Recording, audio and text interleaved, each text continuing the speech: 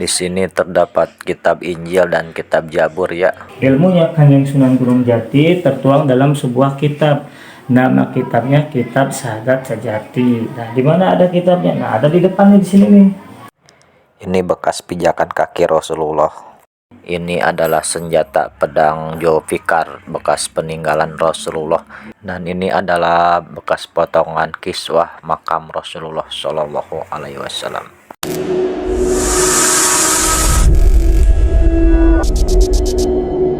Assalamualaikum warahmatullahi wabarakatuh.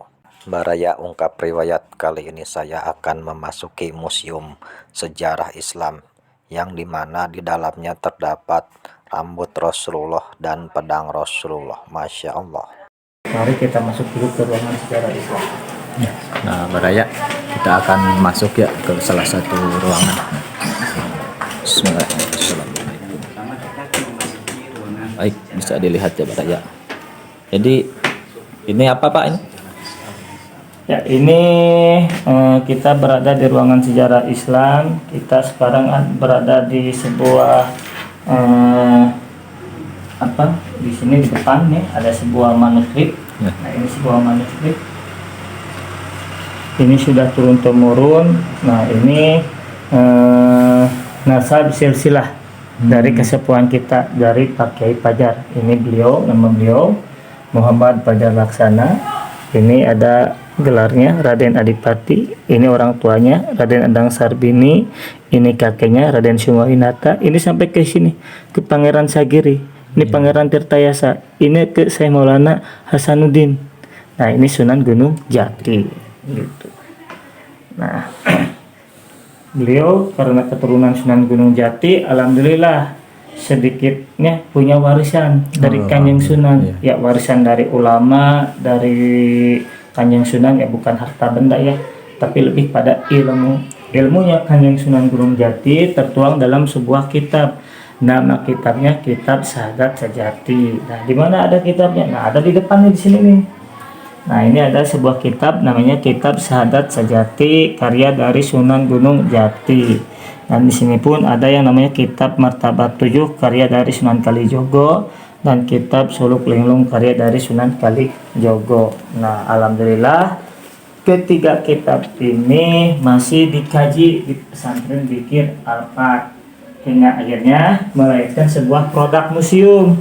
Nah, kita terbitkan menjadi sebuah buku. Nah, kalau berminat, ingin tertarik dengan buku-buku dari karya-karya Kanjeng Sunan, bisa di mata. Kita lihat aja nih.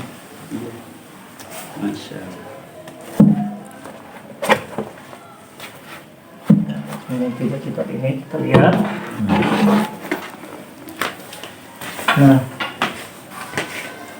balik lagi, tiga kitab ini karya dari dua Kanjeng Sunan, Sunan Gunung Jati dan Sunan Kalijogo. Nah, ini Kitab Sahadat Sejati. Intinya kalau kita membuka ini, mempelajari ini, maka akan masuk ke dalam sebuah ilmu tentang dzikir. Jadi di sini ilmu tentang dzikir. Nah, ini mungkin yang memotivasi Pak Kiai mendirikan pesantren Dzikir Al-Fat. Nah, sebelum kita masuk ke amalia dzikir kan harus tahu dulu ilmunya. Nah, apa sih aja sih ilmunya? Nah, di sini ini bab pertama ngejelasin tentang apa itu sahadat sejati. Nah, kata Sunan Gunung Jati, mungkin kata Sunan Gunung Jati, sahadat sejati ini ada dua makna, makna secara dohir dan makna secara batin. Kalau makna secara dohir, nah di sini sudah dijelaskan, yaitu yang diucapkan sakabeh manusia. Tapi kalau makna secara batin, nah sakabeh awak-awak manusia kedah kaping ngawaruh roro nur. Nah, dalam diri kita harus diisi dua nur. Nur yang pertama disebut Nurullah, nur yang kedua disebut Nur Muhammad. Dua nur ini harus masuk ke dalam kolbu. Nah, kalau sudah masuk ke dalam kolbu, kata Sunan Gunung Jati, nah langkah pingawaruh ilmu sirullah dan ilmu sejatinya manusia, maka akan terbuka ilmu tentang ketuhanan, ilmu tentang kemarifatan, ilmu tentang ketauhidan. Nah, kalau sudah terbuka, maka dialah disebut manusia sejati. Nah, ini. Ini bab pertamanya. Jadi bab pertamanya pengantar apa itu syahadat sejati. Masuk ke bab kedua. Nah, bab kedua Sunan Gunung Jati menukil sebuah hadis yang bunyinya man aropa nafsahu. Barang siapa, kalau di ini ya, ini kitabnya, naskahnya, barang siapa yang mengenal dirinya, maka akan mengenal Tuhannya. Kalau tidak mengenal diri, tidak akan mengenal Tuhan. Lalu yang menjadi pertanyaan, ada apa dalam diri kita? Nah, Sunan Gunung Jati menjelaskan dalam diri kita itu ada 7 lapis. Lapis pertama disebut lapis jasad, yang kedua pikiran, yang ketiga nafsu, keempat rasa, kelima ruh, yang keenam dan ketujuhnya Nur Muhammad dan Nurullah. Nah, 1 jasad, 2 pikiran, 3 nafsu, 4 rasa, 5 ruh, sadayana kedah diarahkan, kedah tunduk patuh karena aturan Allah. Upami tos diarahkan kadinya gitunya karena aturan Allah, maka tos kempel yang namanya opat kalimah pancer. Nah, opat kalimah pancer itu yang tadi opat itu jasad, pikiran, nafsu, rasa, dan pancer. Pancer itu nur yang memancarkan 2 nur. Nah, kalau orang sudah memancarkan 2 nur, ya hidupnya tangannya menjadi tangan emas, karya, bermanfaat. Nah, ketika sudah bermanfaat untuk orang lain, kata Sunan Gunung Jati, tongsok aku-akuan. Nah, namun urang mana yang mau bisa gitu, sombong intinya mungkin di situ. Jadi tongsok aku. Tapi kita hidup harus seperti kalimat la ilaha illallah, sadayanya nunggu Gusti Allah. Nah, tapi ujung akhirnya kita akan membahas tentang materi dikir, masuk ke dalam materi dikir gitu. Nah, itu sekilas tentang syahadat sejati. Nah, dulu ketika era Wali Songo, beres sang murid belajar kepada Sunan Gunung Jati, lalu oleh Sunan Gunung Jati disuruh meneruskan kepada Sunan Kalijogo. Di Sunan Kalijogo mengkaji tentang yang namanya martabat 7. Nah, apa itu martabat 7? Ini tentang tauhid. Lebih kepada sifat 20. Wujud kidam bako. Nah, di situ. Kalau di sini marifat terbagi 2, marifat sifat dan marifat zat. Nah, ini. Nah, marifat sifat dan marifat zat. Tapi ujungnya karena ini tauhid, karena saya bukan seorang ahli, takut salah. Tapi yang intinya di sini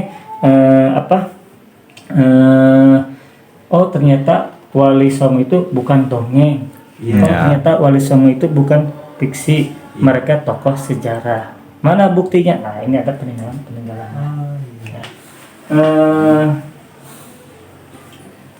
Di sana kita punya replika telapak kaki Rasulullah. Masya Allah. Kita punya potongan dari kain kiswah Ka'bah dan dari makom Rasulullah. Di sini ada kitab Jabur, di sini ada kitab Injil dan beberapa replika tempat minumnya para nabi. Kalau ini replika dari pedang-pedang para nabi. Nah, ini yang hitam itu namanya Julfikar. Ternyata Julfikar itu ada beberapa jenis. Ada Al-Said dan ada Al-Bahtra. Iya.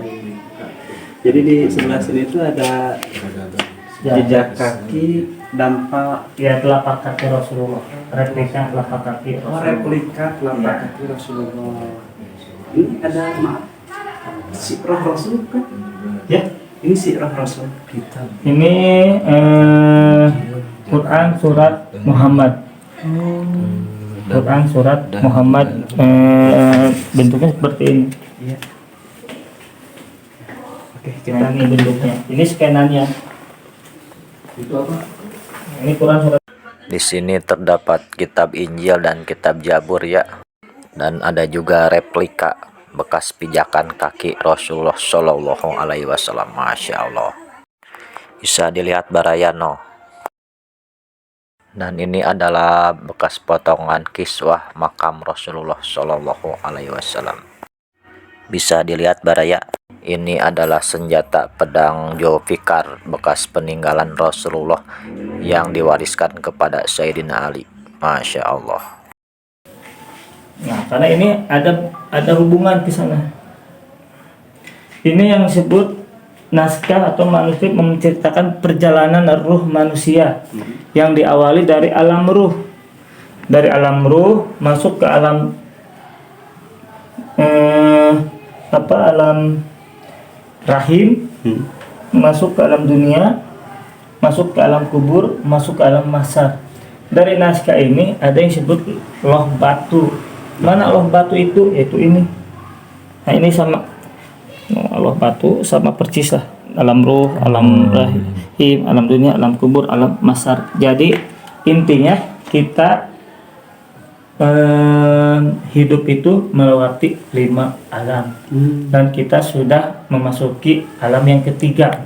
Alam ruh sudah kita lewati, alam rahim sudah kita lewati, dan sekarang kita berada di alam dunia. Nah, akan melewati masuk ke alam kubur, masuk ke alam mahsyar. Nah, di situ kayak ini. Iya. Lalu apa itu alam ruh? Nah, ini rinciannya. Alam ruh ini, nah ini bentuknya hati, my heart. Jadi alam ruh itu kolbu kita. Nah, isi kolbu itu kata Sunan Gunung Jati ada 3. Nur Muhammad, Nurullah, dan sejatinya diri kita. Nah, ini sebenarnya kajian dari kitab Sadar Jati Martabat 7 gitu. Ini. Lalu kita lahir, ditiupkan oleh Allah masuk ke alam rahim. Nah, ini alam rahim. 9 bulan masuk ke alam dunia, masuk ke alam kubur, masuk ke alam mahsyar, dalam penentuan surga dan neraka. Bagaimana ruh kita supaya sampai ke surga? Maka Allah berikan caranya. Apa cara? Diturunkanlah Al-Quran. Nah, masuk ke sini. Nah, ini ada koleksi. Ini Quran surat Al-Baqarah ayat 183 sampai 185. Yang intinya 183 diwajibkan berpuasa di bulan Ramadan. 185 diturunkannya Al-Quran sebagai pedoman hidup. Hudalinas wa binati minal hudan. Quran itu nur, cahaya, harus masuk ke dalam kolbu. Tapi kita tidak akan bisa masuk ke dalam kolbu kalau kita terikat dengan dunia. Dunia. Nah, makanya simbol menghilangkan dunia saum. Nah, Quran ini untuk alam semesta Allah berikan untuk kita, harus kita amalkan menjadi pedoman hidup. Tapi ada orang tidak mau menerima Quran. Salah satunya di sini ada Fir'aun, ada Fir'aun. Oh, ini ada Pak Fir'aun. Lalu isi Quran itu apa? Isi Quran itu diantaranya yaitu rukun iman, rukun Islam, dan Islam. Nah, ini prasasti rukun iman, rukun Islam, dan Islam. Ini gambaran Fir'aun ya. Dan alhamdulillah kita berada di Nusantara ya. Di Nusantara yang mayoritas beragama Islam. Lalu siapa sih yang berjasa menyebarkan agama Islam di Nusantara? Ya. Salah satunya yaitu sejarah. Masuk ke sejarah Wali Songo. Ini kita ada sejarah Wali Songo. Nah, Wali Songo pun masuk ke Tatar Sunda atau ke Nusantara itu menggunakan strategi metode dakwah yang bermanfaat. Kita itu apa sih? Maka lahirlah dengan metode seni budaya. Seni dan budaya. Ya, Peninggalan dari dari kulit, wayang golek. Maka dari segi pakarang pun oleh Wali Songo dirubah menjadi golok pawayangan. Nah, sekarang kita ada golok pawayangan. Nah, hingga akhirnya yang tadinya banyak kerajaan Hindu-Buddha di Nusantara, maka berdiri pula kerajaan-kerajaan Islam di Nusantara.